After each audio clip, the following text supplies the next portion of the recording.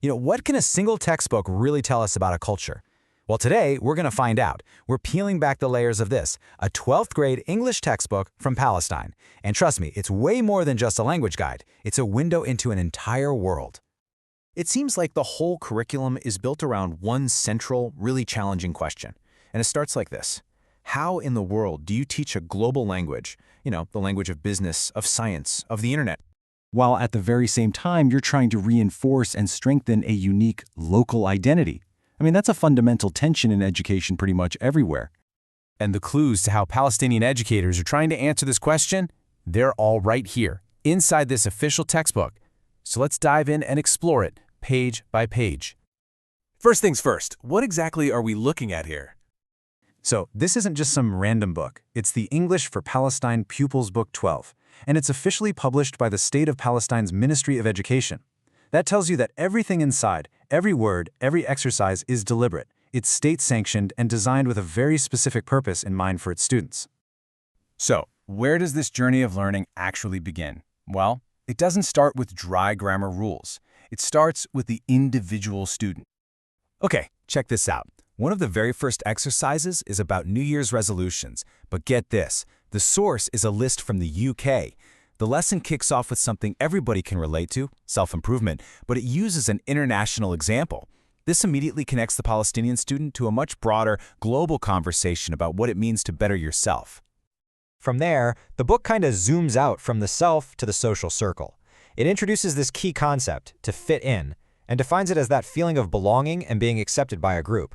It's a universal human need, right? But just as a student starts to get comfortable with that idea, the book throws a curveball. It hits them with this quote from the American author Dr. Seuss, which totally challenges that whole idea of fitting in. So you see, the point here isn't just to teach a phrase, it's to teach a debate. And this is where you really see the nuance. The curriculum isn't just saying fitting in is good or fitting in is bad. No, it's guiding students to explore that tricky, complex tension between our genuine need to belong and the often negative social pressure to just conform. Okay, so let's jump to the next unit and see how this whole thing builds. From the personal and the social, the book zooms way out to the entire world. Now we get this concept of the global village, but what's really interesting is how they frame it. The book actually grounds the term in its history, explaining that it was around long before the internet was a thing. It's presenting it as this evolving idea, not just some modern buzzword. And you can see the pattern here, right? Just like with fitting in, globalization isn't painted as this simple, all good or all bad thing. The textbook lays out a balanced debate. It weighs the good stuff, like better international understanding, against the very real risks to local industries and cultures. The goal here is clearly to get students to think for themselves, not just to swallow a simple answer. And to really push that critical thinking, the book brings in real-world sources. Take this review of a book by a Nobel Prize-winning economist. It exposes students to this powerful critique of how global economic forces can end up hurting the very people they're supposed to help.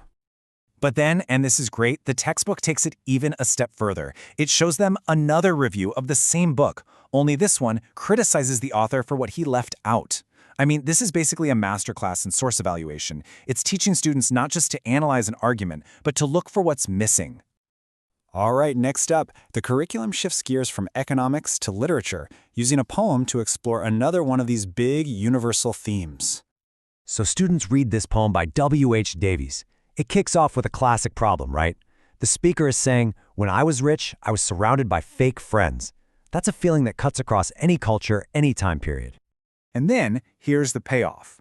Now that he's poor, the speaker's friends might be few, but they're real.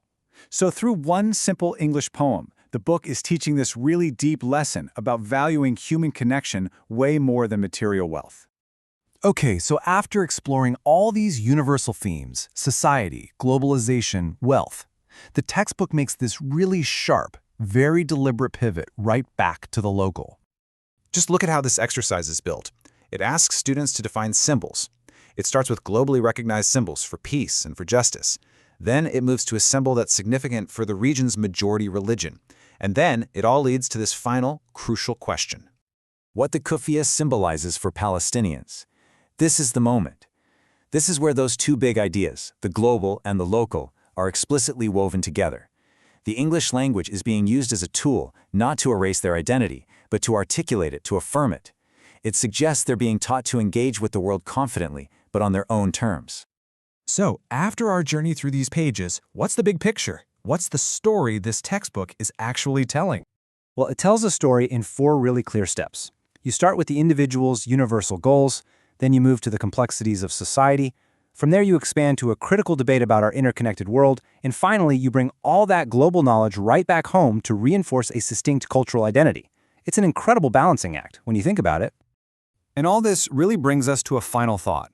This textbook has a very clear narrative about how to be a citizen of both Palestine and the world. And that kind of leaves us with a question to think about. What story does your own education tell?